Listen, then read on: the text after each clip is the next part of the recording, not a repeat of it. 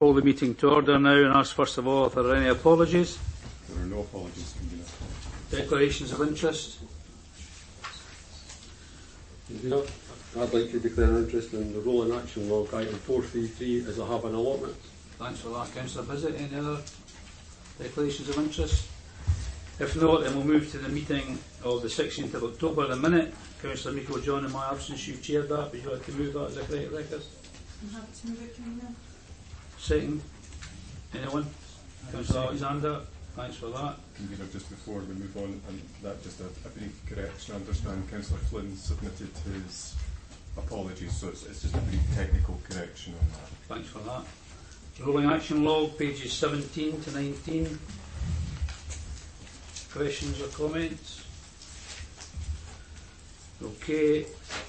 I now intend to move to item 9, which is the revenue budget medium-term financial plan. Councillor Michael John, you're the portfolio holder. We'll hear the officer first.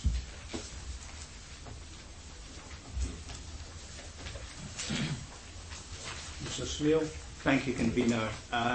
This report updates the executive on savings options identified by officers, emphasising that they are just that, options, and that no decision has been asked to be taken at this stage.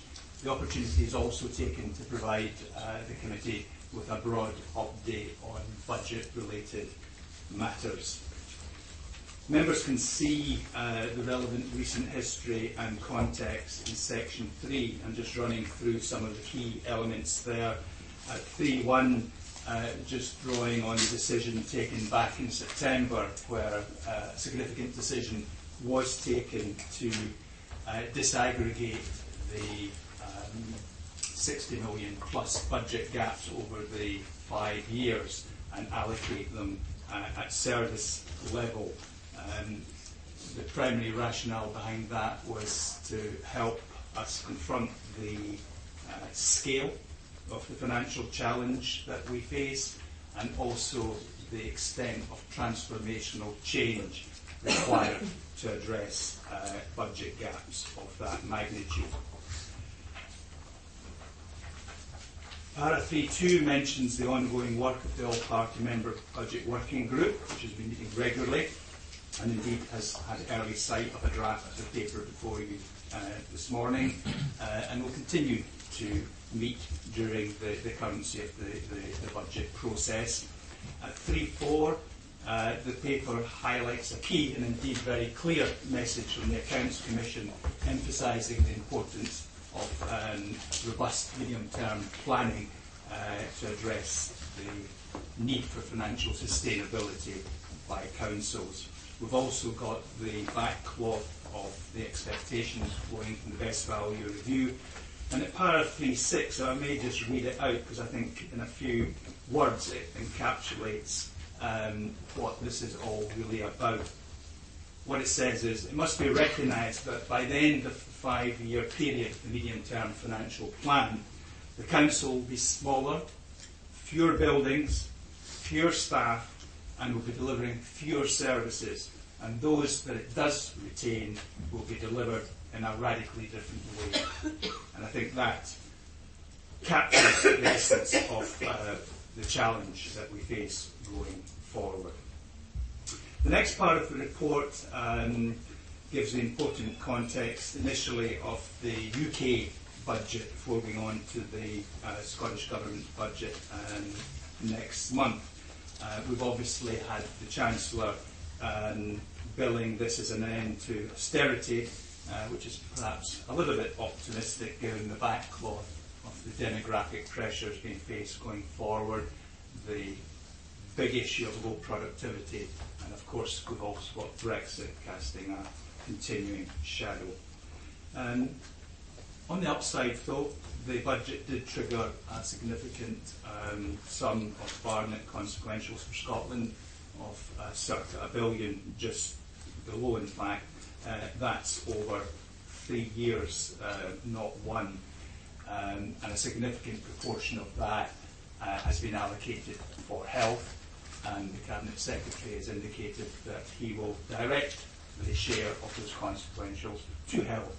There is an important subset point there, drawing a distinction between health in terms of the National Health Service, i.e. does this money all go to the National Health Service, or is a broader interpretation of health taken, recognising the important role and indeed cost encountered by councils in terms of adult social care.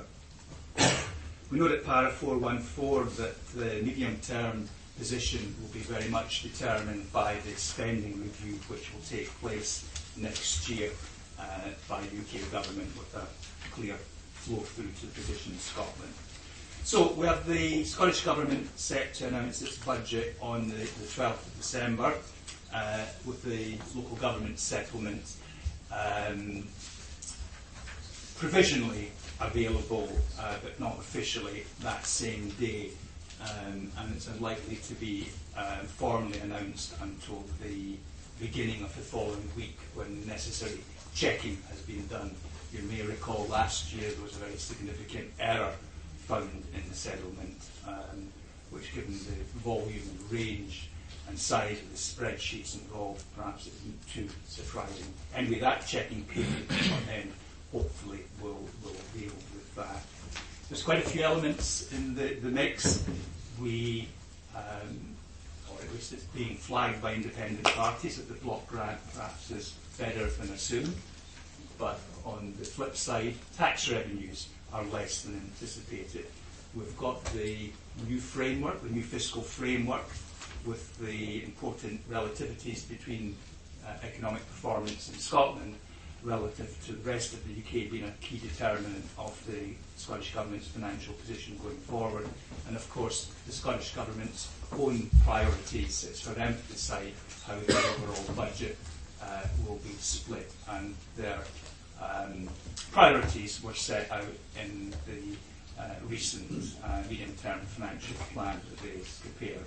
It does look very much like it will continue to be, at least for the moment, a one-year settlement, which clearly doesn't particularly help with forward planning, given it's by a country mile the biggest variable in the overall budget equation. We then move on to our own position and an update on the gap.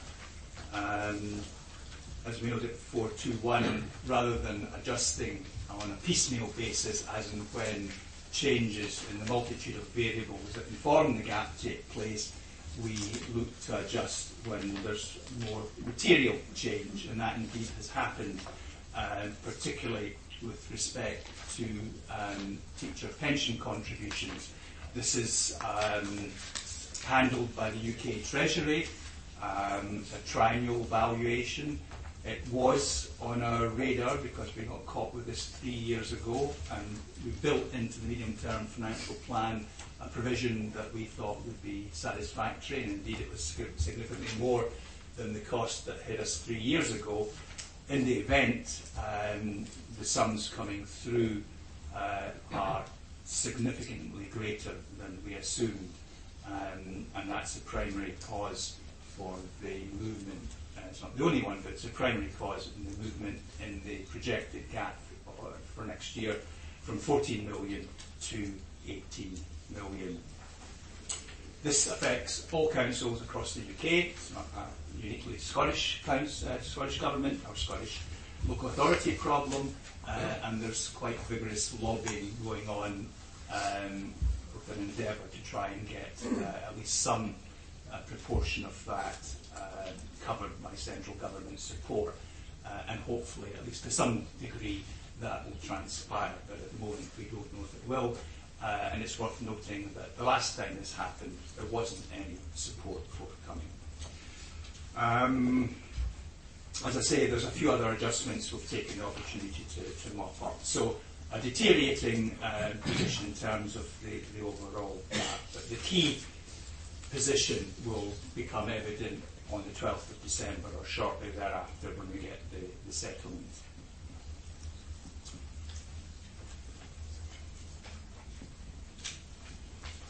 We then turn to the service savings options in 4.3 of the report.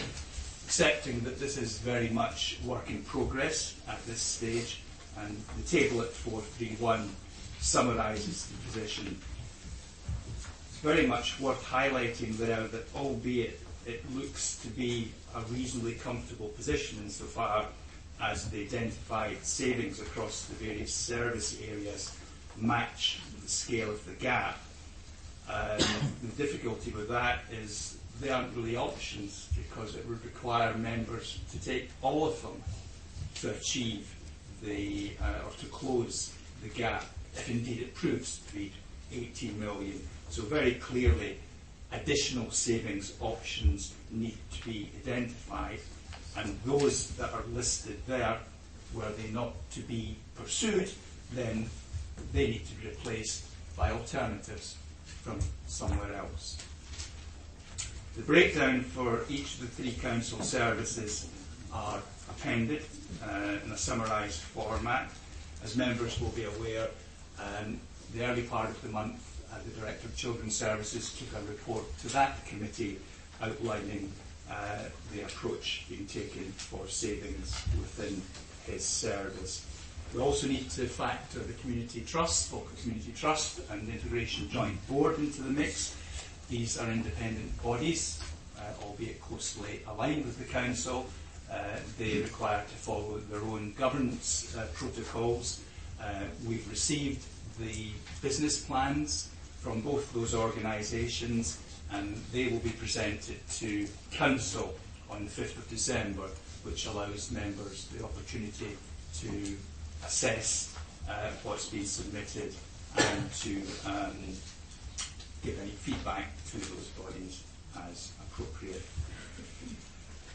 Section 4.4 picks up on our own medium-term financial plan and draws out the important context of the transformational 5-year business plans that each service is currently vigorously looking to pull together. Iterations of those drafts will be presented to the all-party member budget working group. We anticipate both in December and in January, so members will get a clearer idea of the shape of the long-term options. And again, that's all they are. They are options for members to consider.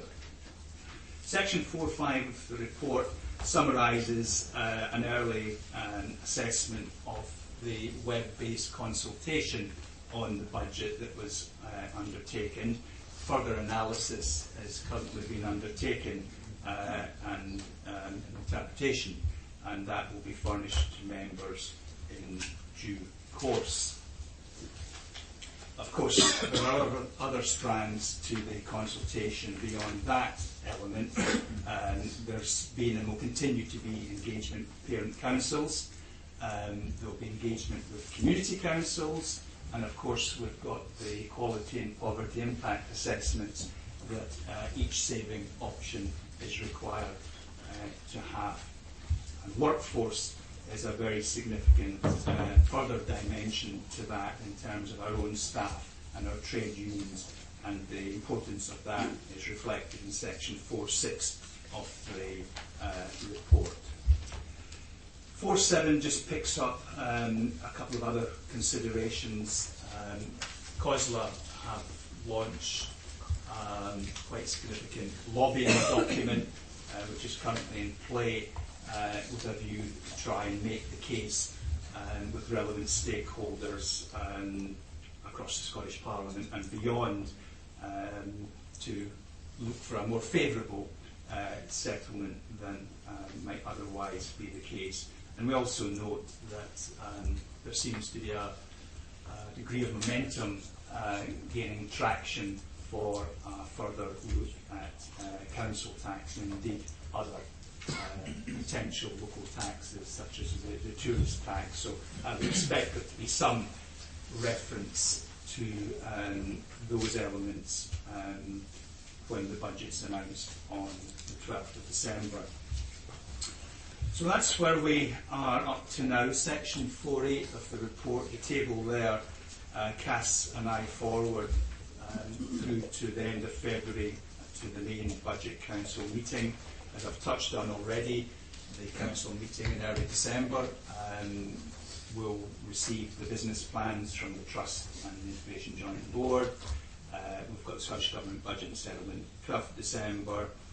The Member Budget Working Group will get sight of the General Services Capital Programme and the first draft of those service business plans in December.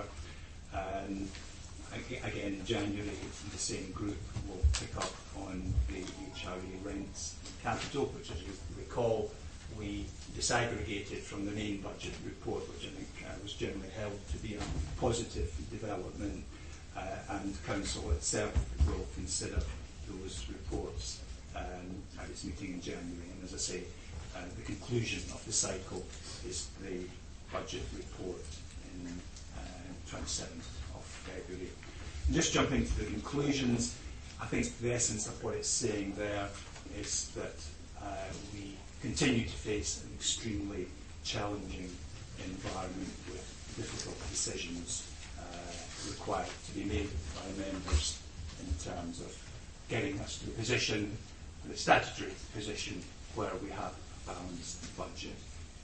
And to round off, jumping back to the front of the report, convener, the recommendations invite the Executive to note the overall position set out in the report, and also that services will require to identify further savings options ahead of that budget meeting in February. Thanks for that, Mr. Smale. Any questions or comments to Mr. Smale? If not, Mr. Smale, you did say that consultations are going on and we're still looking at the budget and how it will work out. What would be the effect if we read in the press that there will be no the suggestion from education about teacher numbers, etc., about that report we're going to discuss next? If that weren't accepted, would that be a £4 million hole in the budget? It would certainly be a significant hole in the budget. If we look at Appendix 1, which sets out children's services savings, as I understand it, options 15 and 16 in particular pertain to teacher numbers, and that, in aggregate, is about 2.7 million. It may well be, and my colleague, the Director of Children's Services, will be best placed to clarify the matter. It may well be that not all elements of that, of those two sums, are problematic. But what is clear in terms of the options that have been identified by officers, if that was stripped out, it would leave a big hole, 2.5 to 3 million perhaps, in the budget. And given that we need to balance the budget, as I say, it's a statutory requirement, then that needs to come from somewhere else. Of course, at the end of the day, just to round off, convener, at the end of the day, it's quite possible that the gap won't be 18 million. It could be larger, but hopefully it would be lower, and that would help. But we'll be clearer on that following the Scottish Government budget on the 12th of December. Yeah. Thanks for that. Mr. Naylor, could you just, I know to steal Councillor Meikle-John's thunder, I'm going to flip you in a second. It's just to clarify, it's just questions to Mr. Naylor. Mr. Naylor, item 16, it says primary savings target 1.8 million year 1, as per Education Executive on the 6th of the 11th 18. Estimated staff savings of 36 full-time employees. Is that correct? That's the public document. Yes, that's a public document. Right, okay. Thanks. Right, okay. Councillor Meikle-John, would you like to make your statement? Thank you, convener. I think we have to recognise and be mindful that this report is a moment in time for us. It's the next step in our budget process, and it's a report that happens every year, giving us a sort of position statement of where we are within that process. One about meeting our obligations for 1920, and the other about our longer term requirements. And this is had to be adjusted with the additional costs, and particularly those that were unanticipated with the magnitude of the teacher pensions. but that's just a fact that's there. We still have to plan to meet our £18 million gap, and officers have been asked to bring forward proposals on how we do that. Each of the services have been given target savings. However, members have not taken decisions on any of the options that are on the table at the moment, or indeed any of the options that will come forward, and therefore we're not in a position to make any decisions at this time. And the savings targets are just that, targets. If in the event that options are identified that do not meet those targets, and as Mr Smail has said, we have to then look at other ways to be able to fill that particular gap and pick that up in other ways. It's a process that we go through every year. This year's not changed, and we have to give reassurance, particularly to the public, that this is something that is not different. Once we know what our budget allocation is in Scottish Government, we'll be in a better position to make the necessary adjustments as we go forward. I do want to address, because there has been a lot of public interest in the issues around education in particular, as there has been a lot of information circulating with regards to the savings in education services, which has caused concern. I just want to make it very clear that we, as an administration, are committed to maintaining the national pupil-teacher ratio, and we're also committed to no compulsory redundancies. And I hope that that message has now come through loud and clear. Education services has historically over 50% of the Council's budget spend, and has consistently over the years been prioritised, with our savings asks having been less than other services, and other services having a disproportionate share.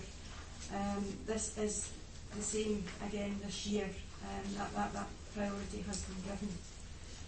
But in order to give further comfort, I will make up a commitment that should our settlement from the Scottish Government be better than anticipated, that as has happened in previous years, and in line with the previous years, we'll continue to prioritise education.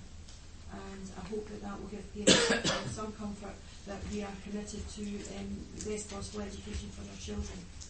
Notwithstanding, we have to obviously look at our overall budget obligations, and wherever there's not savings targets met within one area, we have to look at the disproportionate effect and the implications of that. But in the event of a better settlement, it not being 18 million, it puts us in a much better position.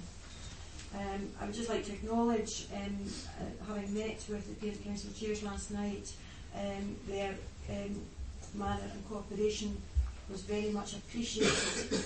They were very constructive in the discussions, and I think what we felt from leaving that particular meeting is they welcomed the opportunity to engage. I think they are understanding that we want to work with them at a much earlier stage. We want to hear their thoughts and their views, and to work with the head teachers and being able to deliver on a balanced budget. We have a medium-term financial plan. Our auditors have criticised us in the past for not having one that is robust and one that has momentum in order to meet our obligations. These are the challenges before us as a council. These are not easy decisions that we have to make, and nobody came into this game cross-party to look to meet some of the service reductions that we are having to consider. So I just want to acknowledge that is across the party lines. But we have to take responsibility. We're legally obliged to present a balanced budget, just as everybody has with their own household budgets. You have to cut your cloth accordingly. If your outgoings are more than your incomings, you have to set priorities, and we have to be able to do that collectively. I appreciate that this is hard for some of our communities to understand, but in moving to where we are, we've been told the austerity is gone. It's not gone in Falkirk, because I see it every day, as do others.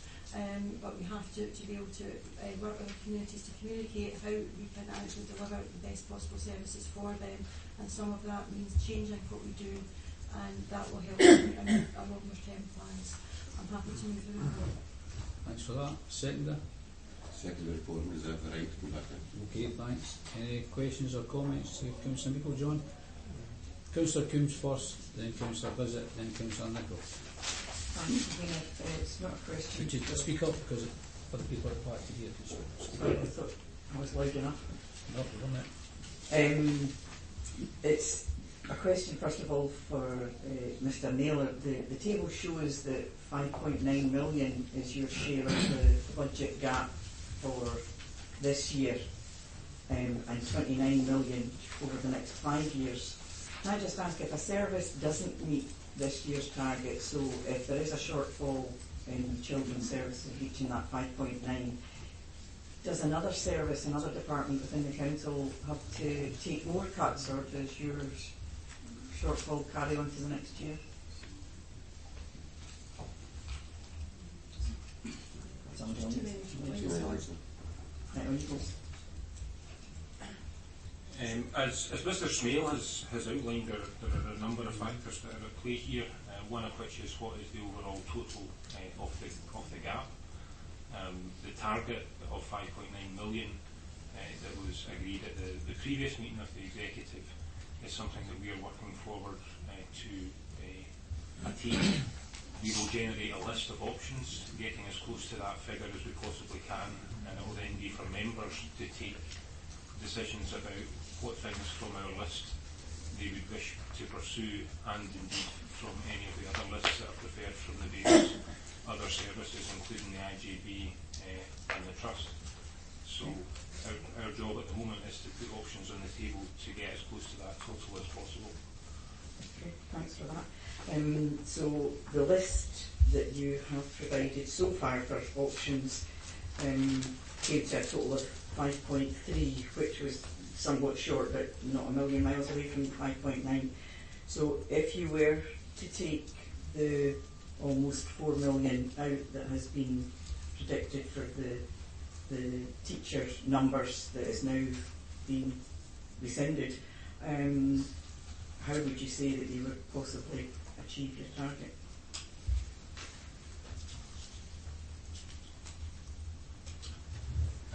I think it would be difficult for us to say that we would achieve the overall target of 4.3 million that was allocated to the schools, but not all of the savings that we are looking at making across schools would impact on pupil-teacher ratio. So it would be a challenging set of circumstances to deal with to reach the global total, but there are ways in which some money can come out of the school budgets that would get us towards these large numbers. And as we move forward, so across the next 5 years, given that we're doing 5 years, would you say that there's worse to come?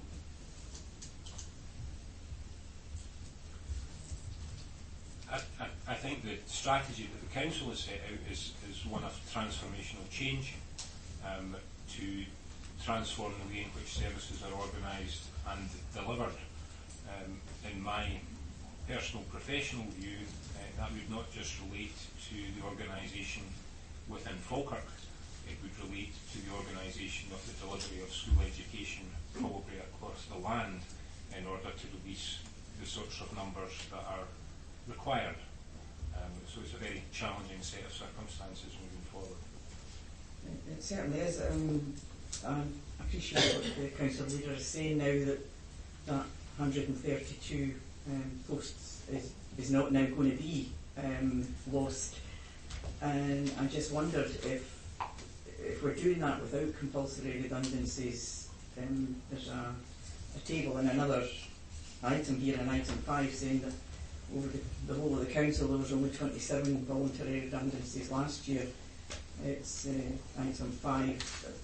We've gone out of order, so I had supposed to mention it earlier, but I can't understand how, if we lose these, you're going to achieve your budget that you've already said that you probably won't.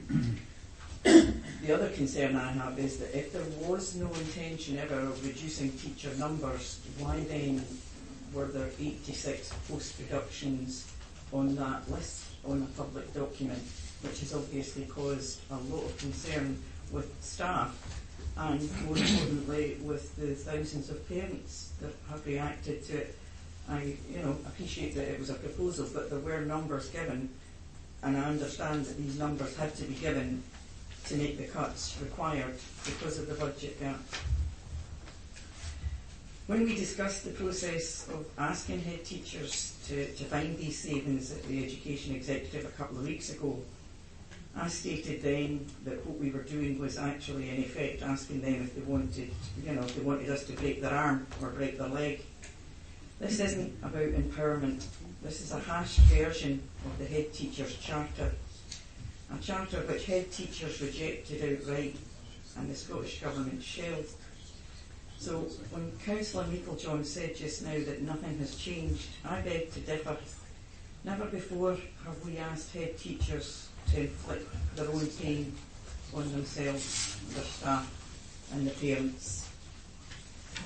I think the main question for me is, so how are these savings options realistic? It's been widely reported that the 132 would have been unprecedented in 1 year. Because we're talking here 132 teaching staff is 5% of the total teaching staff. And given that that's just 1 year, if for the next 4 years this was to be repeated, we'd be looking at losing more than 400 teaching staff.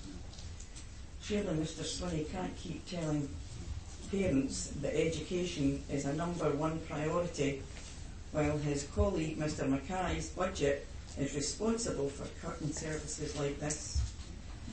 And when I spoke about a broken arm or a broken leg, I also said that that was the least of their problems, because the heart attack is the 5-year plan that's coming down the line. Now, I'm not surprised at the public outcry Sorry, that well, we I'll saw have last to week. remind you of your time. There's a set amount of time, so I want to be fair to everyone. Okay, well, my final point is this report actually congratulates itself on making progress with the medium-term financial plan. But this plan is unrealistically and politically unsustainable. Children's Services can't find 5.9 million of savings without losing job, and they won't find it again and again for 5 years. We'd be living in La La Land if we were to believe this. And I don't believe that consulting on selected officers' options is the best method in finding these savings. In other words, I think the mythology is all wrong. I'm surprised and upset that Stuart Ritchie isn't here, because I've banged on about zero budgeting with him for ages and years and years and years. Members round the table and members of the public don't know. Excuse me, two points. I'll chair the meeting, Mr Darnell. I'll be very fair. Thanks for your help. I can manage it without you, Ron. The mythology. You need to come to the point. The point is that this is not financial planning. This is a game of austerity roulette. And I think that the Education Executive, and I've said it again, austerity is not a political choice. It's not a political necessity. It's a political choice. And I think it's time that Mr Swinney put his money where his mouth is. Thanks. And as I say, people make a contribution. Be mindful of the time and try and come to the point. Okay, Councillor Visit. Thanks, Mayor. Given the recent communications meltdown over the last few days of cuts to children's services, it would appear that throughout the school estate there's been a fundamental breakdown in trust between teachers, head teachers, parents and administration. There are pupils studying for higher and standard grade failings at the moment, and this breakdown in relationships over impending cuts will be causing stress to pupils and parents and teachers. How will the leader of the council go about repairing the damage that this lack of clear and concise communication regarding cuts to teacher numbers has caused? You wish to answer that in a minute? I'm happy to answer that, convener. The communication that went out to parents did not come from me. I want to make that clear. I did not give the figures around teacher numbers. The papers in front of us are entirely proposals. I have already met with parent chairs. I've already spoken with a number of head teachers, and my colleagues and I are due to meet with head teachers later this week secondary head teachers, and happy to meet with the primary school head teachers as well to have these discussions. But I would just highlight that we have a task in front of us, and the medium-term financial plan was agreed by everybody, and no further proposals have come forward to alter that. Councillor Bissett. I'd just like to ask the leader of the council that the teacher numbers are already in this report, so you're already aware of it, and you moved this report at the last meeting, so you're already aware of that. No, can I correct that, Convener? I did not move that report. This is a report that's prepared by officers. It was presented to the budget working group. There is no decisions on this. It's up to members to make the decisions. If we do not want that to happen, then it's up to us to take that out and look for alternatives. Councillor Bissett. Councillor Meikle-John's the leader of the council, and I would have thought she would have been right on top of any communication would go out, since it's had such an impact it's had. I think that's appalling that you're not being on top of that. Okay, Councillor Nicholl. Thank you, Convener. Mr Smale said in his submission, which was very good and of the usual length, that these options before us, as other speakers have pointed out, are just that. They are options. They do come every year. We've seen them before. There are always certain ones that members at a very early stage can indicate that they're not going to be supportive of, and others we may have to live with. When Mr Naylor drew up his list of options for children's services, when he added items 15 and 16, the estimated staff savings, just basically in what areas was he thinking he was going to make those savings, bearing in mind the Scottish Government's commitment to maintaining teacher numbers? So how from the word go was he ever going to reach those figures? These savings would have come from changes in the funding of primary and secondary schools. They wouldn't necessarily have brought about changes in the staffing levels, both across all categories of staff, including teachers. The proposal was put forward in terms of what was agreed in the Education Executive. No, I'm going to stop you, because you're the professional here. This report before me says that you anticipated in 15 an estimated staff savings of 50 full-time employees. The question I'm asking you is, what sort of employees had you in mind when you put that 50 before members? Classroom assistants, centrally based officers and teachers. Now, I'm not an expert, Convener, I don't serve on the Education Committee, but I thought there was a commitment to maintain teacher numbers subject to the school roll being maintained. Is that not the case? There's, as I understand it, there's a political sign-off when the grant is received each year, and the task presented to the department was to illustrate how it would be that children's services would save 5.9 million. And the consistent message I have given is that the only way that you can get savings of that magnitude from children's services is to affect the school sector, which necessarily would affect the number of teachers in the service. So what you're saying is the only way that these numbers could be achieved is if this council put basically two fingers up to the Scottish Government regarding their policy on teacher numbers. Yeah. Sorry to be crude about it, but that's basically what I think you're saying. So, with that in mind, did you not flag up that this little difficulty, maybe not so little difficulty as it's turned out, would be the consequence of the information that you were supplying to this committee, the Education Committee?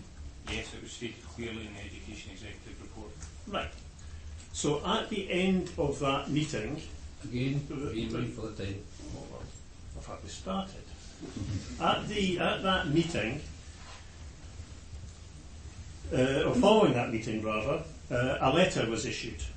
Now, I'm a former deputy leader of this council, and I know that no officer would issue a letter to parents, particularly in such a sensitive manner, without getting signed off politically.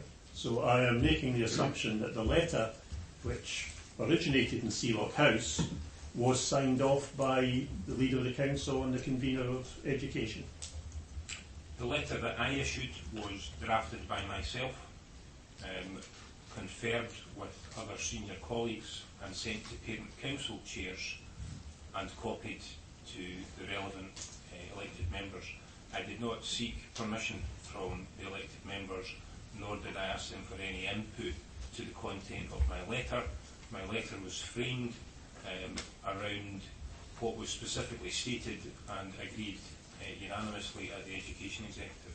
So the letter was seen before it was issued by your political masters? No, it was not seen before. As I issued it, I copied them into the letter I was issuing to parent council chairs. So you took it upon yourself to issue a letter which has caused great embarrassment to this council, great embarrassment to the leader of the council, and that she's had to backtrack, now sounding through no fault of her own, I must put it at that. And so you've issued this letter, so this distress that has been caused to all these people, many hundreds of people who are joining Facebook pages, many dozens of my constituents who have contacted me, many of the people who are sat in this room, are you saying that you have issued this letter on your own bat without any political involvement? Because if so, my next meeting will be with the Chief Executive. No, just be with a public session. Okay. Let's be mindful of what people say and mindful of the implications.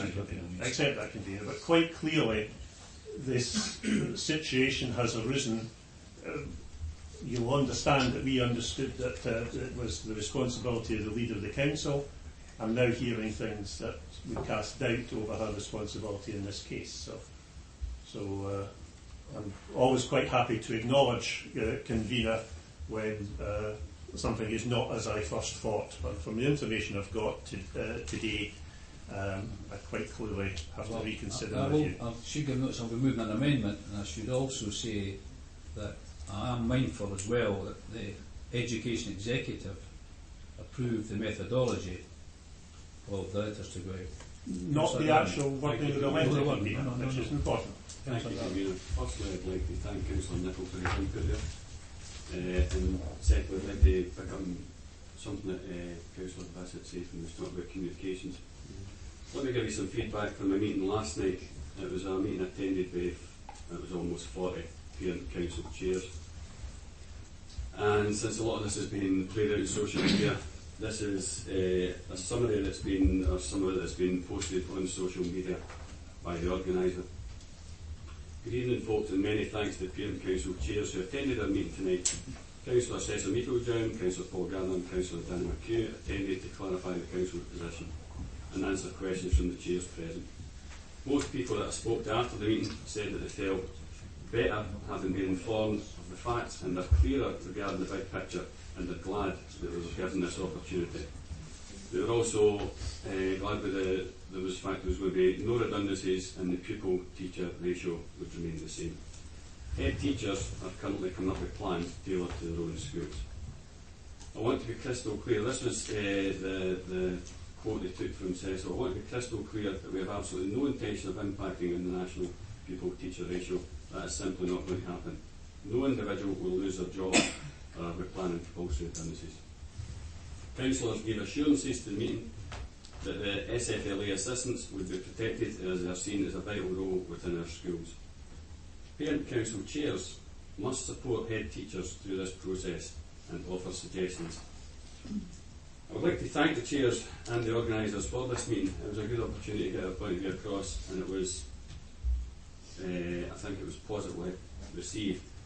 But what I would like to ask councillors is to take their lead, and we should all be working together on this instead of playing politics around this. So that's what we're going to listen. Thank you. Well, Councillor Flynn and then Councillor Nim. Thank you. Bear in mind there's going to be a debate now because there's an amendment coming forward, but when you all right. Okay, thank you very much indeed. I'm going to just change the subject just for a couple of seconds. You'll remember, many of you that may be old enough, of a famous comic duo, Lord and Harvey. And one of the famous sayings of Oliver Harvey, his colleague, was, "That's another fine mess you've got me into." And that, in my opinion, is what was created last week.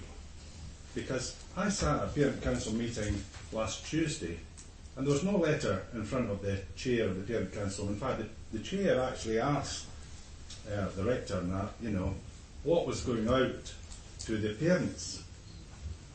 And the answer wasn't, here is a letter. The answer was, there's a letter, will have to be put together. So something doesn't tie up.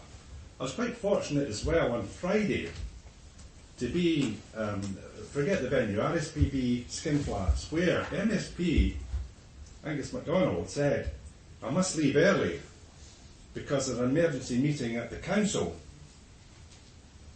Now, apparently that emergency meeting included him, perhaps Mr. Swinney, and perhaps the leader of the council. So all of a sudden, we're into a fine mess.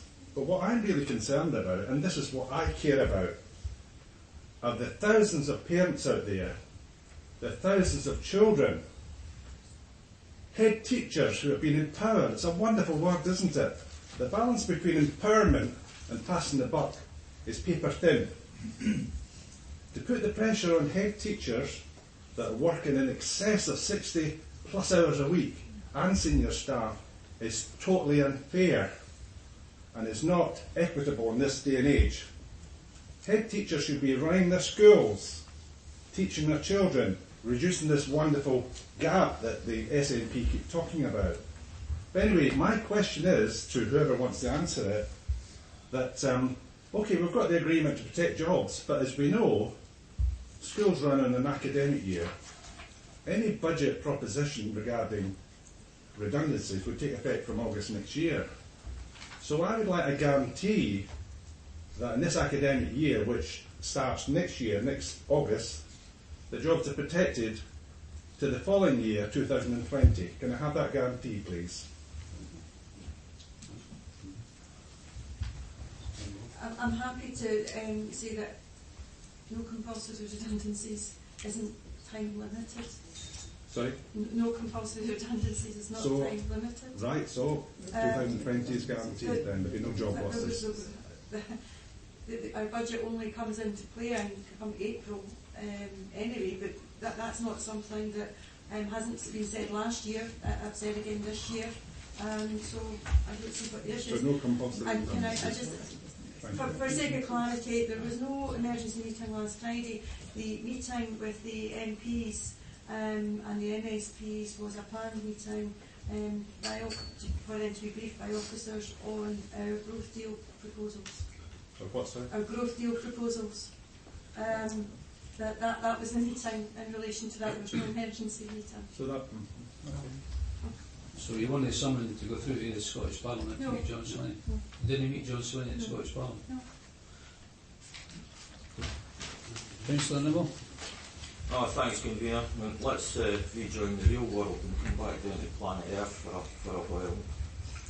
I'm just going to start off by saying that the Labour group here in Falkirk Council is totally opposed to the SNP Scottish Government's austerity agenda and the proposed savings options being brought forward by council officers on behalf of the SNP administration. I fully appreciate that they're just options. The options will become part of the SNP administration's budget proposals in February, so there is a serious issue with a lot of the cuts for education. As far as I'm concerned, the SNP are venturing into very dangerous territory here. And I agree with my colleague, Councillor Coombs. There is a new process being put in place here, and that was recognised at the last Education Executive. The Director of Children's Services is empowering our head teachers to make direct cuts to individual schools. Now that is very clear, because I've spoken to a number of head teachers, and I know that the head teachers in general have big problems with the process that has been implemented in this case. I suppose you have to put it into context. Over the last 11 years, Falkirk Council's budget has been slashed by the SNP government in Edinburgh by over £154 million. And there's another 60 million plus going to be cut in the next 5 years. So there is going to be severe problems for this council in the next 5 years. The only excuse that the SNP come up with nationally is to blame Westminster. Well, I'm sorry, but that excuse falls flat on its face as far as I'm concerned. I'm no longer able to accept that.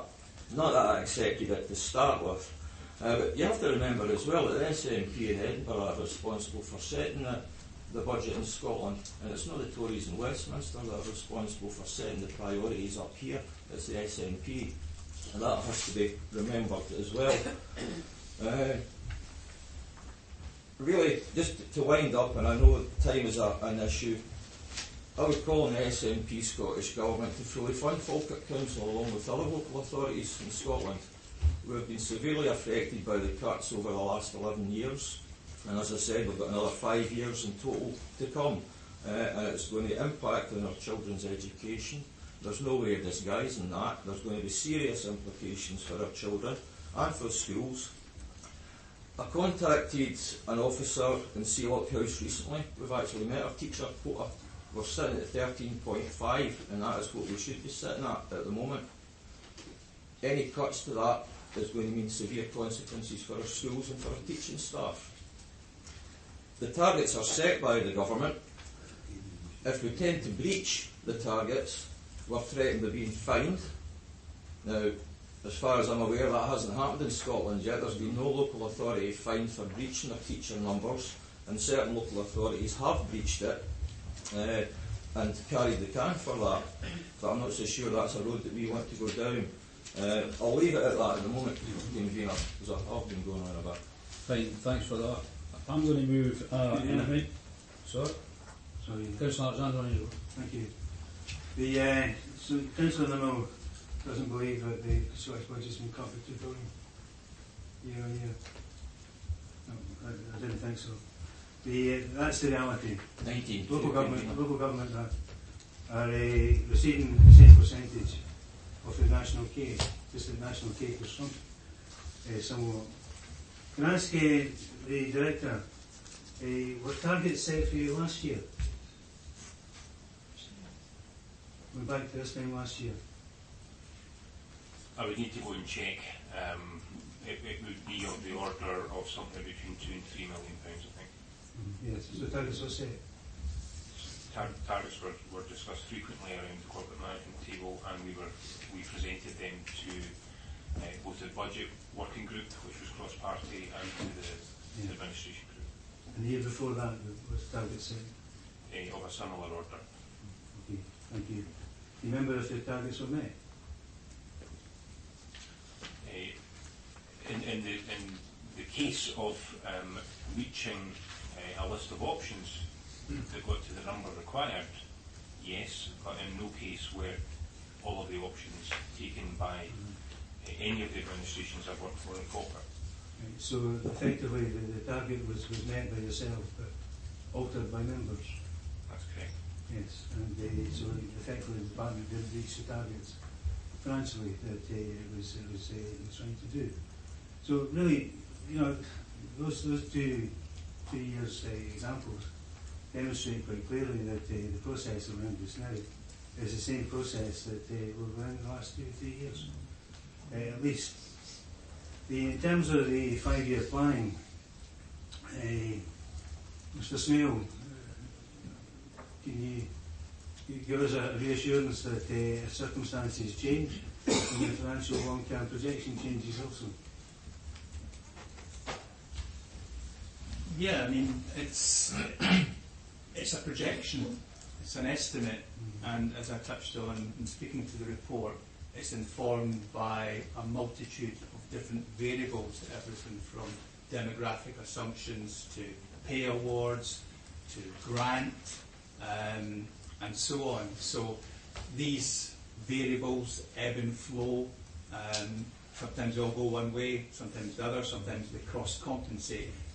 So it's a moving feast, and all we can do is refine the estimate, the projection, once intelligence crystallises. Basically, the 5-year projection is, at this point in time is really a guesstimate. It's a best estimate, an informed best estimate. Yeah, I appreciate that. The fact is, Convener, that the letter caused major concern, not least to ourselves. It's an error of judgment. I think that we're all human, we all make errors. It's an error I don't think will be repeated. In fact, I would hope that we receive a guarantee this morning. I need to say again, be mindful, I'm trying to be fair, be mindful of what's said in the public forum. And just try and mind the phraseology of that. I appreciate that, Convener. I'm very mindful. And I say an error. Your former colleague, Councillor Jenkinson, was excellent with the biblical quotes. And I'm sure there was one in there about the error is human. Therefore, you can take it in that particular context. But it's an error that I hope will never be taken. And I would look for reassurances from all ministers this morning that this won't be repeated. But the fact is that we are where we are. There's an 18 million shortfall this time last year, we're looking at 22 million. It gets harder. It gets harder. At the end of the exercise last year, we received additional resources which assisted, and meant that effectively there was an uplift of education in the budget last year. I don't know if there's going to be an uplift this year, but what I do know is that they will be working with their colleagues in the Education Authority to ensure that the policy directives that we've issued today and reminded people of today in terms of no redundancies, no compulsory redundancies, and maintenance of the teacher numbers in relation to the intake of pupils will be adhered to. But we have to change the ways that we work. The Education Authority is not exempt from that. We have to be smarter, we have to be more innovative, and we have to ensure that the practices and policies of the authority match the aspirations of the people of Falkirk. And also there's a responsibility on that to opposition as well, not just to administration, but to opposition as well. Okay, thanks for that. I'll just finish that quote that you were making earlier. The error is human, but to forgive is divine. I didn't say any divine bodies running about here, so that's what I'll be saying on that. I think we've come a long way forward. Councillor Nimmo, you had a 19-1 on you. Yep, I was mentioned by Councillor Alexander. What I said when I was speaking was that the Scottish budget is set by the SNP in Edinburgh. They get their budget allocation, they set their priorities. Local authorities in Scotland aren't a priority. We're at the bottom of the pile when it comes to allocating money. That's what I mean. Okay, thanks for that. I didn't want to get into a situation, ladies and gentlemen and colleagues, where we bandy about figures of who said, who gives us what, and then what else happens. We'll discuss the Scottish Government, we'll discuss the Westminster Government, and we'll get into Brexit. I think the main thing that's brought people here this morning is the concern for their families and for the effect, any implications and effects of these reports on teacher numbers. That's why we're here, and we can all blame each other later and we have one fight in the room if you want. The main issue here is, it clearly states in this report, at item 16, that there will be 36 full-time jobs lost. That's the nub of the matter here, that's the nub of the problem. Now, there's also issues in this report, and it's fine to say we'll stick to national numbers. Of course we will, we've never done that. I came here in 1980, and there has never been a compulsory redundancy. So the compulsory redundancy thing, to be fair, it's good if it's supported. But Labour has never, another time it won at the council, had a compulsory redundancy. There's never been one. That's a fact. So I didn't want that to come into the equation. But there are other things on the report, and I want to hear from the leader of the council if she supports us in Labour saying, as I've said here before, and I'm going to say it again, cease provision for 35 schools for breakfast clubs. Labour will not support that. We'll just not do that. Reduce music instruction. We're talking about trying to increase the pupils' education. We'll not do that either. Convener. No, just a minute. No, Just a sorry. minute. Just a Your minute. honourable Just a minute. Reduce Just a minute, budget. Mr Alexander. Stop all non-statutory childcare. We're not going to do that. So, whilst we've got people here, let's all be honest with each other. We're not going to do that. Reduction of the holiday programme for children with disabilities. We're not going to do that either. And I'm sure you'll support us in that. Convener, I think that Just- you, just a minute. I'm sorry, but I Just- think that just this a is minute. totally I'm just about inappropriate finished. that you go through I'm those just- when I'm you know just that about- these are only I'm options just about available finished. and members have not had the opportunity to discuss them. If you wish to bring forward an alternative budget, then you're able to do that. Well, But I think that you are now Well, actually... I'm going to move the amendment. So it's okay for you to say what you're not going to do, but it's not okay for me to say what Labour's not going to do. I don't understand. Don't you follow that? Anyway, I'm now going to move the amendment, and then we can have the I've debate. had my light on for quite a while. I apologise to you, Councillor Bowes. You're right. Please come in. Okay, thank you. Right. In an attempt to try and take the politicking out of this, there just seems to have been quite a wee bit in the last 10, 15 minutes or so. Going back to what Mr Smale said, now, Mr Smale has already laid it out very, very clearly that we are still at a relatively early stage in the budget process. We were at this time last year in a very similar situation. It was where other people were talking. I checked, and I think the proposals that Children's Services put forward last year were 6.114 million worth, or it was only 2 million. I think they ended up between 2 and 3 million, which ended up taking on that. We don't have the settlement from the Scottish Government yet. So to say we're going to take this, we're not going to take that, it's not possible because we don't know how much the money is yet. Once we know what the facts are, we'll be able to make a budget. We can't make a budget until we know the facts. These are officers' proposals. The same or similar officers' proposals came in last year. It's in from the 27th of the 11th and 19th of the 11th last year.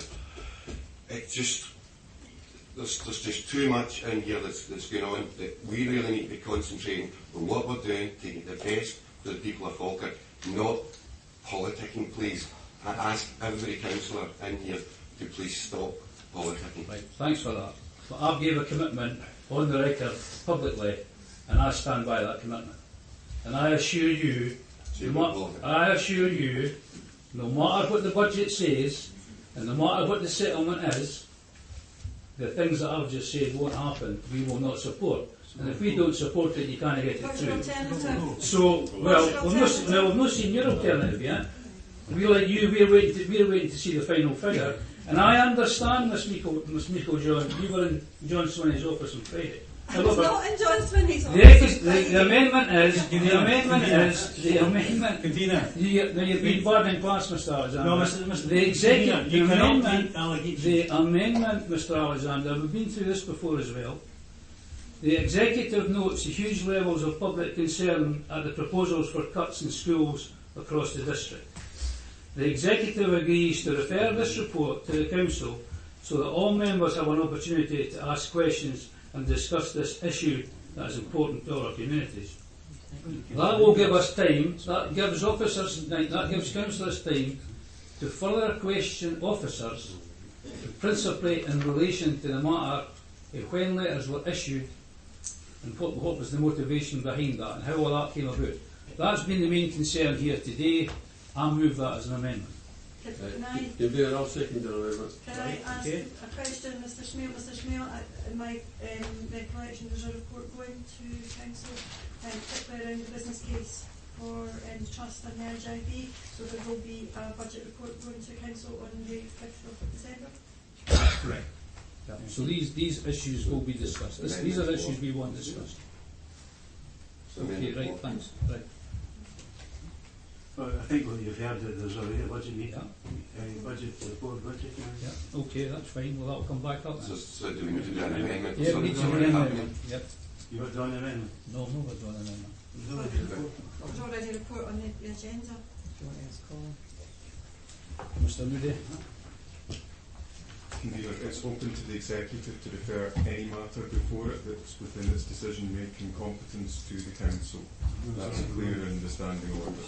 Right, so we're doing that. Okay. It's already Anything going. else? Anything else before we go to the vote?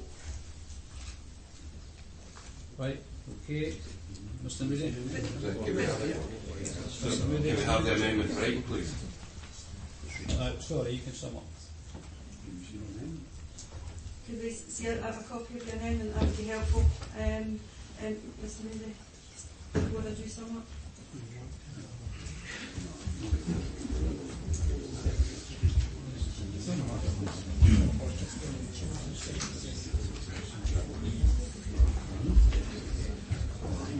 Mr. Smail, just while members are reading that, there is a budget report going to the council. For clarity, it's not to discuss these matters, is it?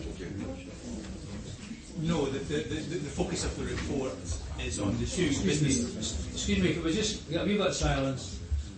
There is a budget report in the next council meeting, but that report does not consider these items. Is that correct, Mr. Smail? Yeah, the focus of the report going to council on the 5th of December is the two business cases, the IJB and the trust. Fine, thanks for that. There are other budget-related aspects, but they're relatively minor. Of course. That's why this report will now go to the council and it will be considered further. Everybody happy with that? My concern is, convener, we are going to rerun the same debate again, and we were going to get down into the detail of what the officer's proposals are. When we don't have all the proposals on the table, we do not know how we are going to fill our £18 million gap. And I think that some of the discussions could be significantly premature because we don't have everything on the table that's available. We haven't had the feedback from the head teachers to look at what their proposals may be. And these may or they may not be taken by members, just as what's here may or may not be taken by members. I'm not sure that a constructive debate or discussion can be had when we don't have all the information in front of us. Right, okay, well, I disagree with you on that. The more information and the more debate that we have, the more fully informed members are. And there's been an issue raised here this morning that we can't discuss, I don't think, in public, because there's certain issues surrounding these letters, and that can't be discussed. That may be sorted out and discussed more fully at the next council meeting. This is the biggest shambles ever I have seen in my life in the council since 1980. Mr. Gardner thinks it's funny. I have never seen such a situation, and I want to credit the people who came and campaigned and went on social media and the parent council meetings, parent teacher meetings that you've had. And I'd like to point out also, talk about genuine working all together. We never saw the letters either. Let's not go into all that. I say it's important this is debated again. That's what will happen. Wind up. Sorry, convener. No, Councillor It's Coombs. not. It's Councillor not Coombs. children's Councillor services. Coombs, I need to rule you out of order. Sorry, you've had your chance to speak. Special Michael John's winding up. Okay, convener, obviously, I don't see there's any point in going to a vote, but I do feel that the discussion that you're wishing to have is going to be premature. I think it could be even more concerning for our public in doing that, but that's a risk that you and your colleagues will have to take. I'm happy to come forward with the debate, but at the end of the day there will be no decisions taken at the council meeting on 5th of December, as we do not have all the information in front of us. We still have to wait and see what we have from a budget allocation from Scottish Government in order to be able to start to formulate the final look of the budget and to be able to make decisions. Therefore, I believe that the potential could be for scaremongering within communities by debating some of this. So I'm going to put that on record and it's recorded now. We still have, at the end of the day, an £18 million gap to prepare for. Whether or not that actually comes to pass, we will have to wait and see, but we have an obligation to plan for that in the worst case scenario. Convener, so I'm disappointed that you want to do this, but that's fair enough. The consequences will have to be borne by us. With regard to the letters, I think that's a further discussion that has to be done with the service, and I'm not entirely sure that should be something that should be played out in the public forum. Well, I assure you it will be played out in the public forum, but the answer will come back to the public forums. Or whether allowed it to be played out today in the public forum. I'm very mindful we're dealing with employees and we've got to be clear what we're doing. So, we've got a motion and an amendment. Mr Moody. Yes, thank you, Convener. We have the motion which consists of the recommendations in the report which have been moved by Councillor Meikle-John and seconded. We've accepted it. Okay, with that clarification that the mover and the seconder of the motion are happy to incorporate the terms of the amendment within the motion. Yes. And accordingly the report will be referred to Council. So that was unanimous. That's excellent. Thanks very much for that. So, we want to move back to, can I first say to the public, by all means, if you want to stay, you can see how enjoyable it is. If you want to stay, please stay, but thanks for coming along and keep up the good work. 5-minute break for members.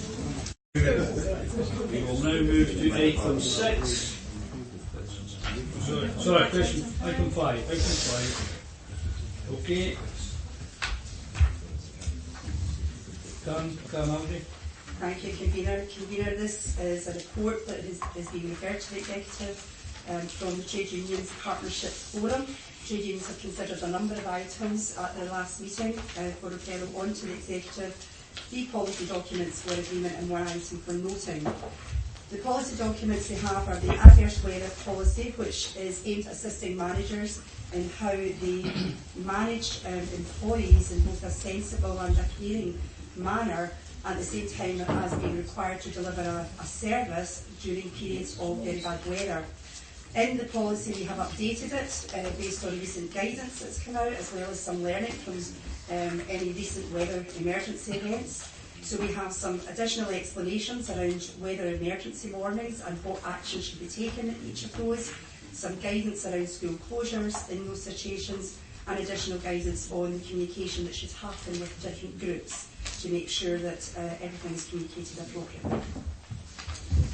The policy is attached for members' information. We have a second policy, the retirement policy, both for teaching and non-teaching staff. And these policies now take account of most recent changes in both the local government pension scheme as well as the teachers' pension scheme. And there's some clear guidance as well that now contained in both of these about re-employment, which is based around if there's a cost to the council, then individuals should not be re-employed unless there are very exceptional circumstances, and even in those it would be for a short defined period, that would have to be exceptional.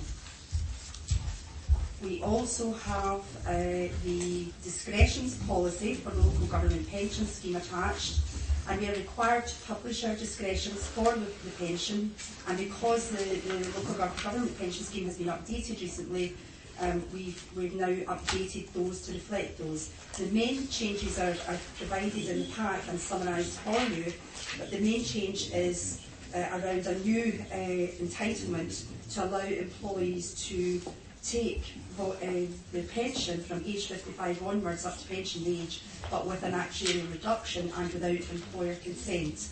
So that's now being built into our discretions.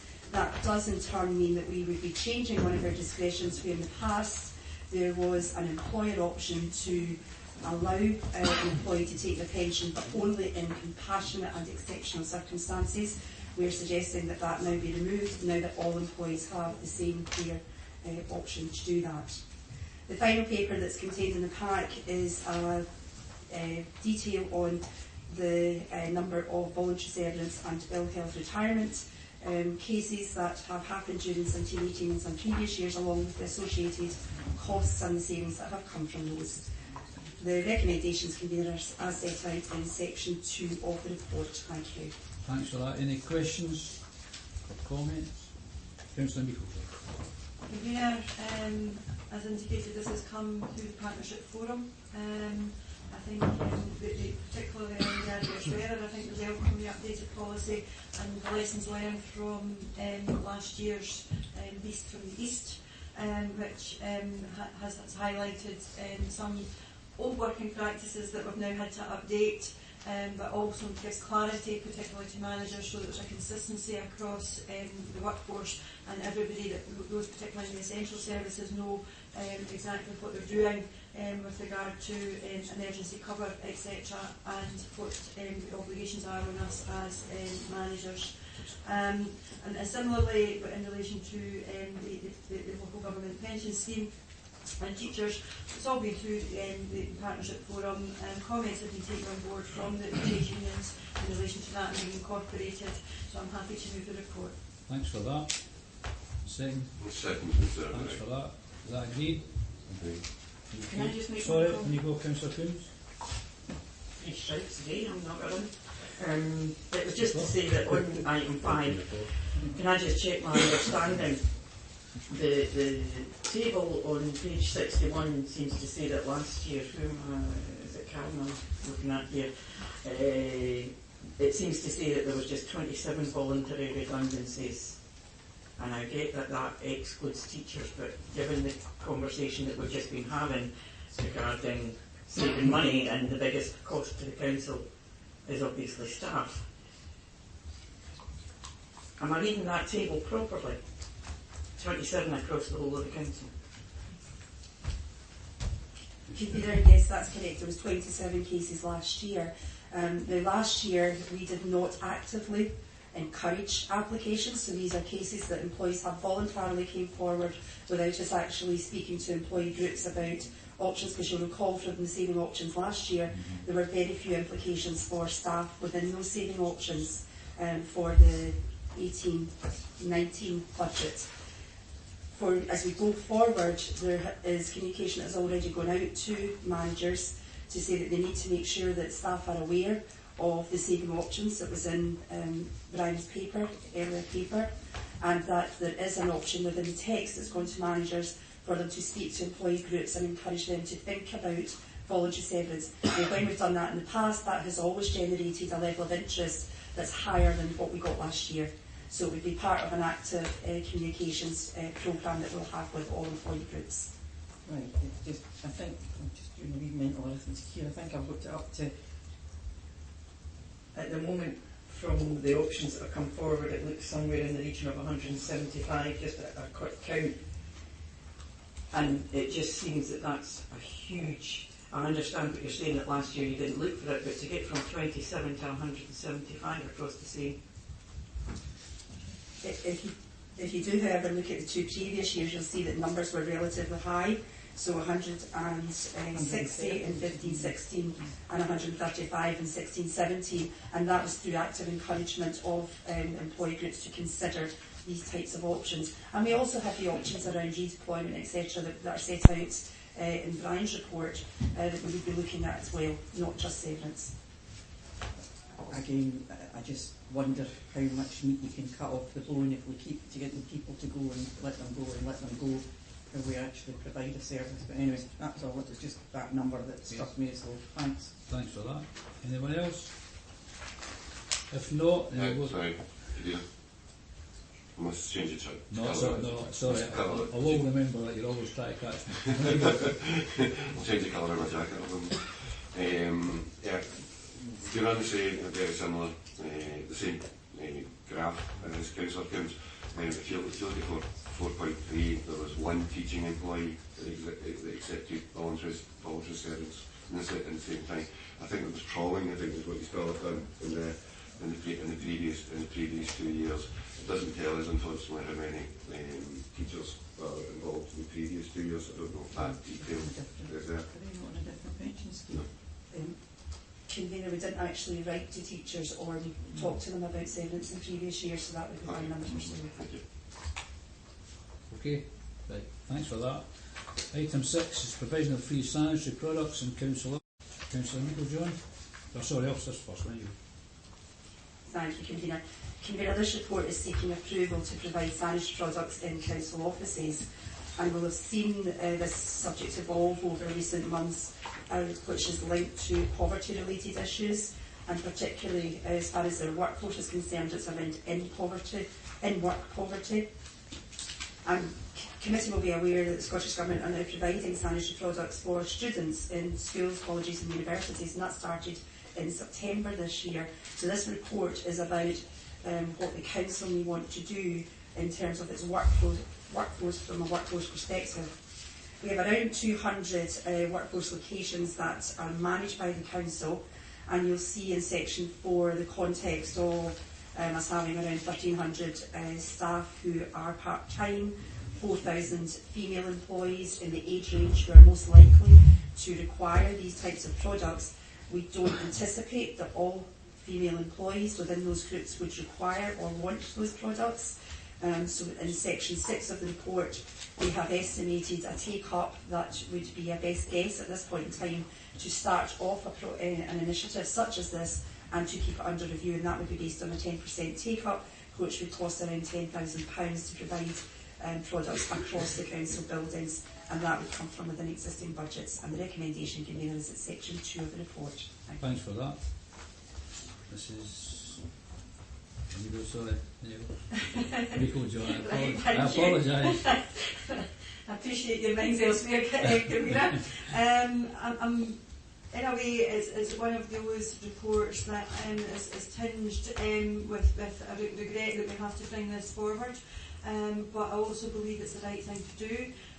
As Karen's already said, we have rolled this out within our schools, so that we don't have any of our young ladies having to deal with period poverty, and that they're able to have access to the sanitary products that they should be able to have.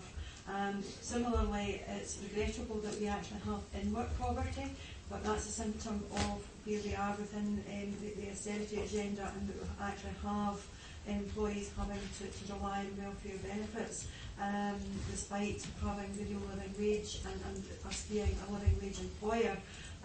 So I'm pleased to bring forward this report that we will look to go to the next iteration and roll out provision of free sanitary products within all our council properties, and hope that others within the third and the private sector will look to provide the same, but we can be a lead in this. And while Karen has indicated that this is being provided within existing budgets, there is a report to leaders on Friday at COSLA, whereby the Scottish Government has provided funding to assist with the rollout of this programme, and we would seek to agree a distribution formula amongst the local authorities. So while it is regrettable that we have to bring this forward, I'm pleased that Falkirk Council we can bring this forward for the benefit of our female employees within the council. Thanks for that. Anyone else? Happy to second that and echo the council leader's voice. Fine. Anyone else? Councillor Coombs. Well, I was going to second it and echo the leader's voice, and also comment on the fact that as the only two women on the executive, there seems to be somewhat a gender imbalance here. Thanks. Yep, well spotted. Anyone else? If not, thanks. Item 7 is Treasury Management. Yes, Convener, thank you. This report provides an update on the strategy approved at the start of the financial year. An outturn report will be submitted after the close of the financial year. At 4.1, just a little bit of backcloth in terms of the economic and interest rate outlook. I think the main aspect of interest there is interest rates. We're clearly heading north of the question is at what pace and the timing. The borrowing strategy is set out in 4.2 of the paper. It highlights the close link with capital, and we'll see that in the subsequent report on the agenda. And it's certainly illustrated in this report at the tables at 4.2.2 and 4.2.3, with the latter detailing the amount, detailing movement in the capital programme. Estimated borrowing is now sitting at just over 48 million. At para 425, we note that additional borrowing may be undertaken during the course of the year beyond that 48 million to rebalance the under-borrowed position that was reported before. And paras 427 and 8 note the opportunity to access favourable PWLB interest rates, which we are currently in the process of doing. Coming now to the investment side, in section 4.3, the first paragraph there, 4.3.1, sets out the approach, which is very much about protecting any investment we have out rather than chasing return. We, at the end of September, had just over 46 million out in investments, and you can see in the table at 433 how that's split. That's a snapshot in time, ebbs and flows, and certainly that level of cash will diminish as the year progresses, as calls on it are made. 4.4 sets out the prudential indicators, and as the name suggests, they're designed to give comfort that the Treasury operation is operating prudently and within appropriate parameters, recognising that inherent in the Treasury function is dealing with large sums of money.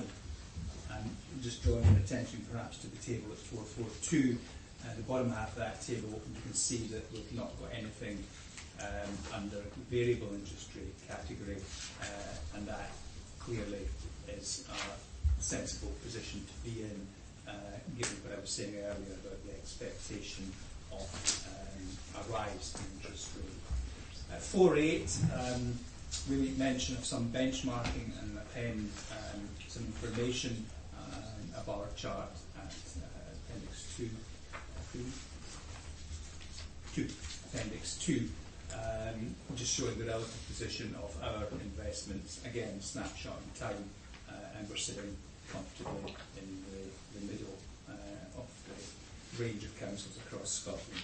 So jumping back to the recommendations, the first two are requesting the executive to note the position, and the third one, consistent with the code, is the referral on to council for consideration. Thanks for that, Mr. Smeal. Councillor Meikle-Johann. Thank you, Convener. This is our most favourite report that everybody wants, a Treasury Management report, and that is being flippant, but in fact it is actually something that's very important for the Council in managing our finances, and indeed one of the key aspects to that is our capacity for borrowing, and that no doubt will feed into our budget planning process and our capital programme. I think we sit favourably as we've been benchmarked within the middle of the table, which puts us in a good position. Therefore, I think that there's potential there for us to do more once we know what our budget settlement is. It's a statement report, it's where we are in the process, and I'm happy to move the Treasury Management report. Right, thanks. Seconder. Seconding was ever right. Shuffle the park a wee bit there, have we? Thanks for that. Anyone any comments to make? Okay, thanks. We'll move on to the next item. Smeal Capital Programmes update. Again, thank you, Convener. The capital and revenue updates are provided to alternative meetings of the executive, so it's the turn of capital this month. Section 3 of the report notes the context of the 3-year programme within which this report sits, and indeed just to make the observation that the next budget round will stretch the programme period out from 3 to 5 years. So turning first to the General Services Capital Programme, the table at 411, and on the first page summarises the position and shows a favourable movement since the last report in September. This summary is broken down later on in the report, and we'll come to that. In paras 413 right through to 9, each of the main service areas is set out, and a summary of the range of projects, major projects under each of these service areas is outlined. Jumping to 4.2 and the forecast variance, as I was saying, the summary table from page 1 is analysed in this section with the $250,000 slippage detailed in the table at para 423, and it's worth noting that table also captures proactive attempts to accelerate projects to mitigate any mitigation. And I think some of the descriptions there demonstrate that slippage isn't always necessarily a bad thing or avoidable. So, for example, the Canal Wall Garden raises complex planning issues that need to be addressed. So it's the nature of the beast. These things do happen with capital programmes. Notwithstanding that, we have recognised and members have commented on the past the level of slippage, and I think we all recognise we would like to try and arrest that somewhat. So, as previously reported, the internal audit review was commissioned. That's now concluded, and the key findings and recommendations are set out with bullet points in section 4.5. I think it can best be summarised as seeking to introduce greater accountability and also a tightening of procedures. So those changes are in play, and hopefully we'll see the benefits flowing through.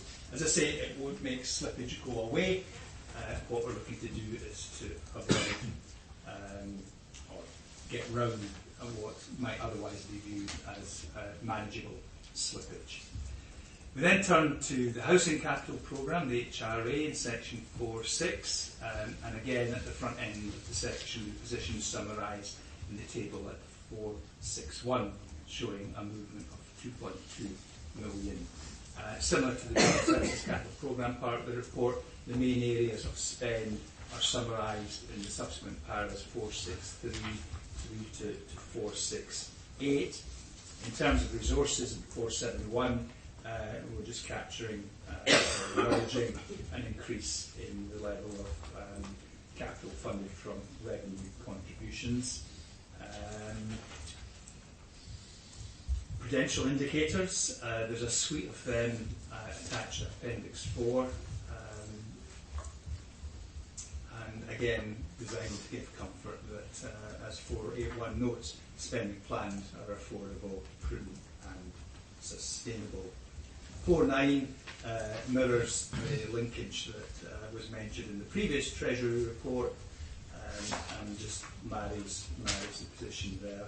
And the report concludes just with an update on the two capital reserves at section 4.10, one on receipts, which is sale of land and buildings, and the other one on grants, which is primarily section 75 contributions. And jumping back to the recommendations, you can see them set out at section 2. Thanks for that, Mr. Smale. Councillor Nico, John. Thank you, Convener. I'm glad to see that we have now an outcome from the internal audit, because it's something that gets concerned members for some time, is that the high levels of slippage within our capital programme.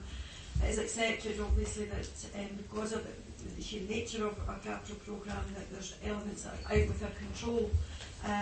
But it's good to know that that there's perhaps things that we can do to tighten up to ensure that we are getting the best possible use of our funding, and indeed any borrowing to create that funding and getting projects on the ground and completed.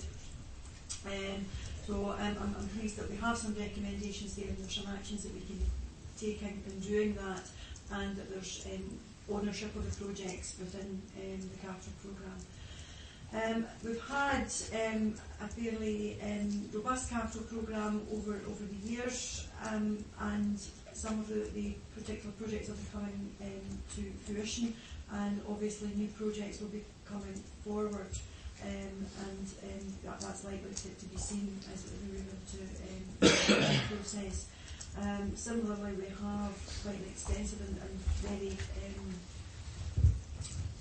ambitious house building programme, which has benefits to us in creating revenue streams, both through council tax and through council house rent, but more importantly gives good quality affordable housing for our local residents, and that is something that we have to be looking to maximise wherever possible and use to our benefit of our communities, and particularly in the locations that we seek to put social housing, as there's benefits that can be brought around from that. But we have 50 million from the government over the next 5 years, so we need to make sure that that's used to the best effect, and again that where avoidable projects don't slip off the radar. I'm happy to move the report as the recommendations can be. Seconded. Second, right. Thanks for that. Any questions or comments? Thank you, Convener. Could I go back to section 4.1.9, Community Trust? The Manor Centre cost of Mr. Smale of 0.9. The costs that have been recharged back to the Community Trust, is that the capital and interest? And if so, over what period and what would be the total cost of the project? It will be capital and interest. I'll double check for you, but from memory it was, I think the borrowing period was something like 5 to 7 years. It was a relatively short term borrowing period, but I'll check out and get back to you with that precise figure. Thank you. Happy with that? Yeah. Councillor Nicholl. Thank you, Convener. I think it's probably you that's told me that I'll never be a very good politician, because I always like to pay credit where it's due, and even if it's across the political divide. So I'm just looking here at 4.17, and I well remember in the previous council, the former colleague Councillor Gow, who I did see this morning, but she's gone, championing the cause of the changing places toilets. I'm also happy to acknowledge that the present administration continued the good work that Councillor Gow started. So I'm very pleased to see that that has come to fruition, Convener. But, and I suppose there's always a but, I'm not going to list items such as you did earlier, what's acceptable and not acceptable in the budget at this stage. But I would gently point out the irony of us spending money on these very worthy toilets for a small percentage of the population, whilst in the papers that we saw earlier, there's a proposal to close toilets in general. So, as I say, I'm in a good humour, Convener, so I'm not going to say that you can forget about that one, but I'm sure the Leader of the Council is taking note. Thank you. I'm sure she is. Councillor Bowes? Good man. I think one of the most important points in this is, since I've been involved with the council, the slippage seems to be come up again and again and again. And I particularly like the Bathurst Internal Audit Review, the roles and responsibilities of the lead project officers and services are not clearly defined, these will formalised. I think this is very good. I think it should assist it. I think, again, as Mr. Smale has said, I don't think it will stop it altogether, but I think it's a really good move and a very positive move. Thanks for that. Anyone else? Okay, thank you.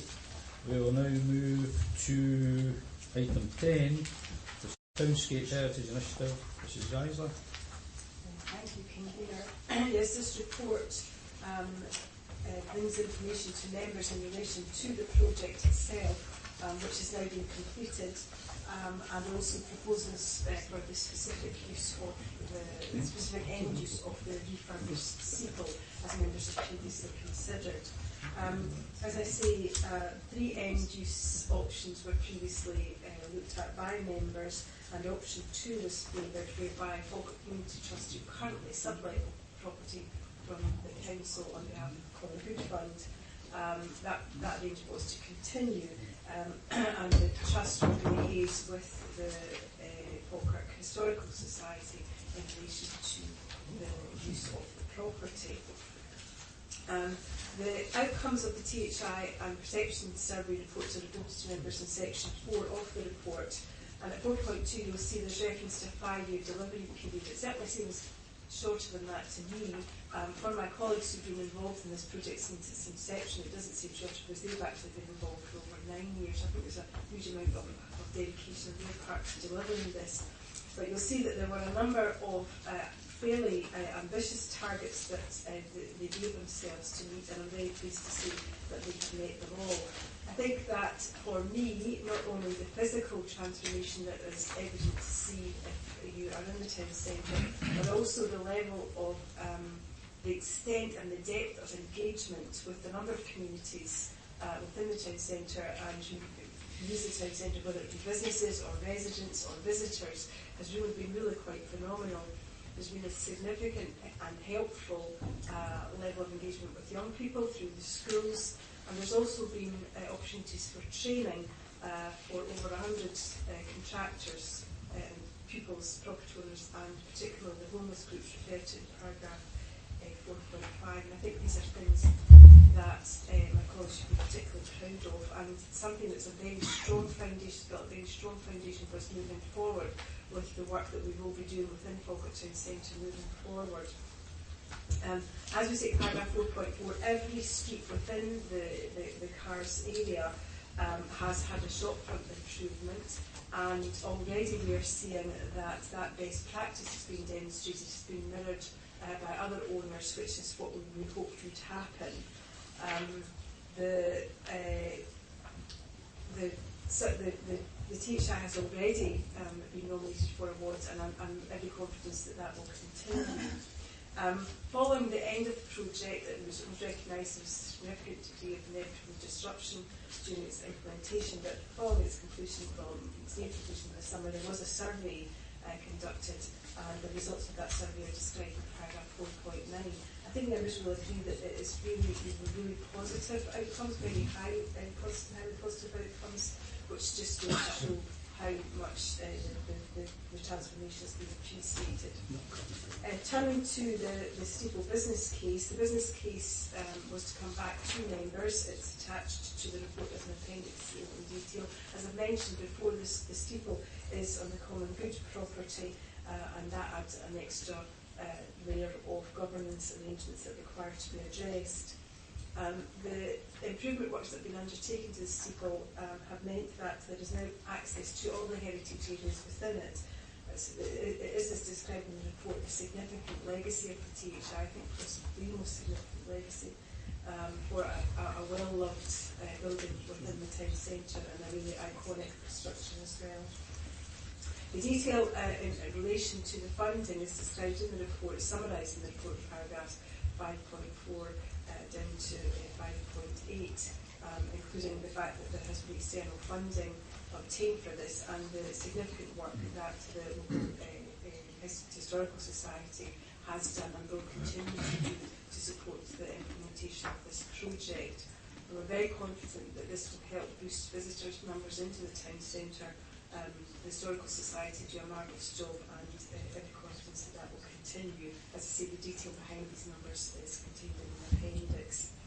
The Steeple History Centre, as it will be known, as I say, we're confident that will help increase footfall into the town centre and will assist greatly in the ambitious plans that will be in preparation for the town centre.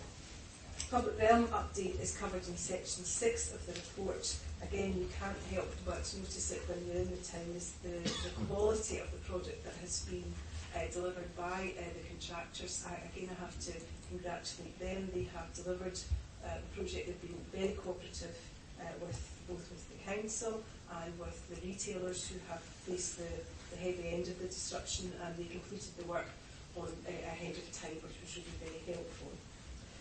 As we say, paragraph 6.4, the completion of the works has been well received by local businesses. The implications are contained in paragraph 7 of the report. Convener, I have to say, I attended the thank you event earlier this month, as did many others, and was really struck by the level of community involvement and commitment and pride in what had been achieved together, and real enthusiasm for moving forward with the other improvements to Falkirk Town Centre. So I think there's already a very strong foundation for the level of engagement of all the communities that we're going to require. I'd like to offer my thanks, many thanks to the THI team. As I say, some of them have been involved for a very long time. The team is led by Pete Reid from Development Services, and it's supported by other of my colleagues, Richard Broadley in particular, but also colleagues from other services as well. It was a very, very strong team. We're keen to keep working together to move forward and participate in the project as it moves forward. And the level of expertise that they have developed is obviously very significant and will hold us in good stead moving forward. And the recommendations are contained in paragraph 2, and that's to approve the business plan that I've referred to. and to note the outcome of the THI project and its final conclusion. Thank you. Thanks for that, Mrs. Geisler. Councillor Alexander. Yes, Convener. First of all, can associate myself with the comments of the Director in relation to the team.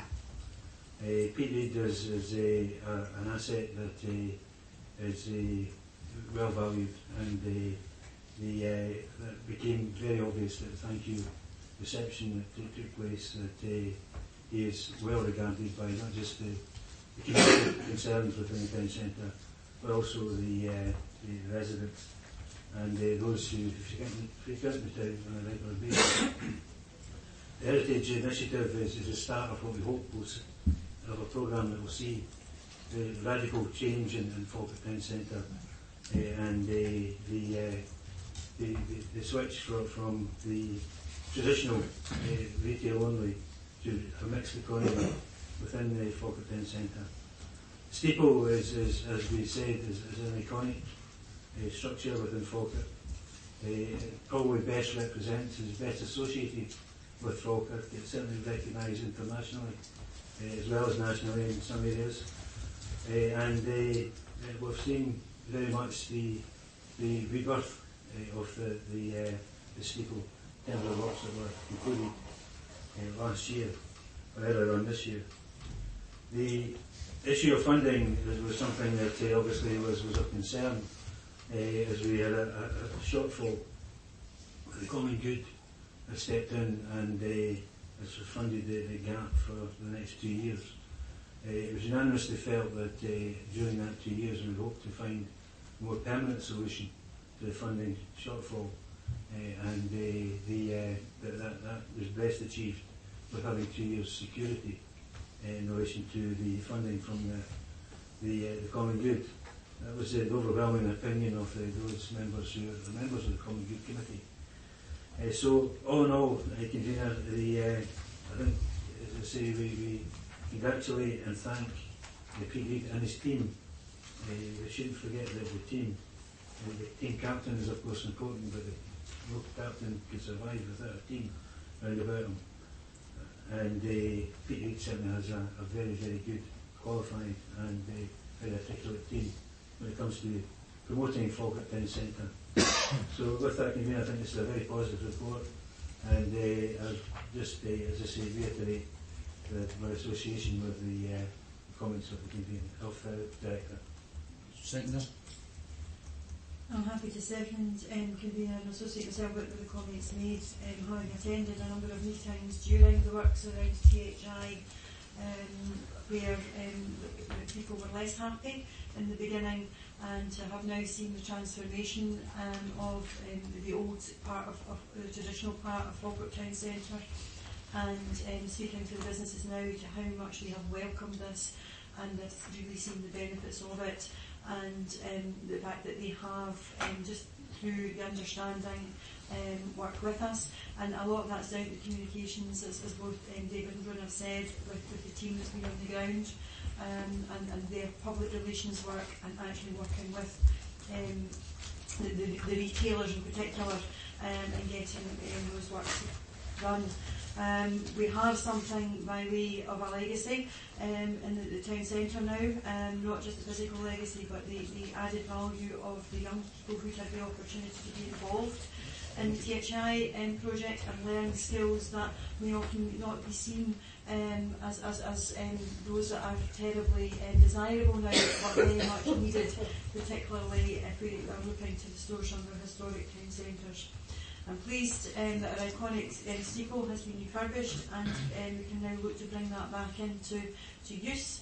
It is a focal point within the town, and it certainly, before it closed and was our tourist information, it was a go-to place. But with the Local History Society now taking on the guise of the running of the new facility, we can bring back some of that information, bring back that as a focal point, and hopefully will encourage people to come into our town centre and see what we have to offer. And while over the recent times that may appear to have diminished, There's a lot of good work going on with Pete Reid and within the economic development team. All of those folks are working very hard in bringing together those to help develop a master plan, which you're also involved in convener, for the Falkirk Friends Centre, and I think there's tremendous opportunities there as we move forward. And the fact that we have already committed this £5 million investment, and we can actually see something that's very tangible, I hope that will give comfort to the local residents as well as the retailers as we go forward. Thanks for that. Anyone else? Could I just associate myself with the comments as the convener who was responsible at the start of the programme? It's turned out to be everything we thought it would be, and it certainly is a benefit. Credit to everyone else that was involved. Okay, if there are no other comments. Well, I think it's appropriate to end on a degree of harmony, convener, and I would just like to associate with the words you've just spoken, and indeed the words from Cecil earlier on. It's great to see such an iconic building being put to good use. It's important. The UK is blessed with many historic buildings in town centres, and as you go round them, you see some being put to good uses and some are getting a bit dilapidated. So I'm certainly glad that the steeple is in the former. I agree with that. Anyone else? Okay, then we'll move to item 11, land requirement, Fuller Road, Morrison. Mrs. Geiser. Thank you, Convener. Yes, this is relatively straightforward, hopefully, for members. There is the proposal is to have in effect a caveat of 2 pieces of land shown on the plan attached to the report. The council would acquire the areas coloured blue and would dispose of the area coloured in red. That would suit both parties. It would allow us to have a landscaping path to the rear of the properties shown, and also to acquire a piece of land for safeguarding for any potential future improvement works to the low road itself, and on the other hand would allow development of the site adjacent by the landowner. So the recommendation is to undertake this transaction as the subject to consent. Thanks for that. Councillor Alexander. Happy to move the report, convener. We understand local members have been contacted and are in agreement. Okay, seconder. Okay, thanks for that. Anyone? Paul? Councillor Green? No? I just wondered. Right. Okay, thanks for that.